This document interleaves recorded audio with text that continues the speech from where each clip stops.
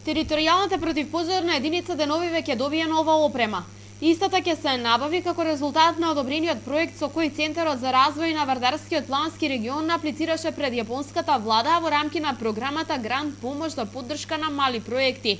Од Вардарскиот плански регион велат дека подолг период се работело на изготвувањето на овој проект, а опремата очекуваат значително да ја олесни работата на територијалната противпожарна единица. Прв пат аплициравме и апликацијата резултираше со успех.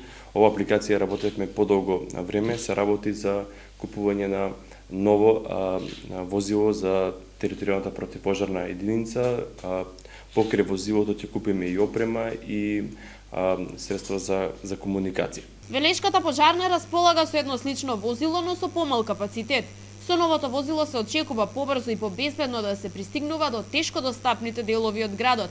Градоначалникот Чадиев е задоволен што соработката со јапонската влада продолжува по реализацијата на проектот за промена на парните котли во основните училишта Благој Кирков и Джинот. Целокупната сума заклучена е околу 60.442 евра, или тоа се 3.777.000 денари, од кои што само возилото е негде околу 57.000 евра, додека додатоците негови се 1.382 евра за лична заштитна противпожарна опрема и плюс 1.220 евра за комуникацијска опрема која треба да ја поседуе возилото. Од територијалната противпожарна единица велат дека обновувањето на опремата е значаен елемент за ефикасноста во работењето. Дојдовме до успех ради тоа што ова возило ќе биде и дел каде што ќе го користиме и за шумски пожари во соседните општини Градско и Чашка, што значи е двонаменско возило, така да приоритет ќе им даеме за урбаната средина,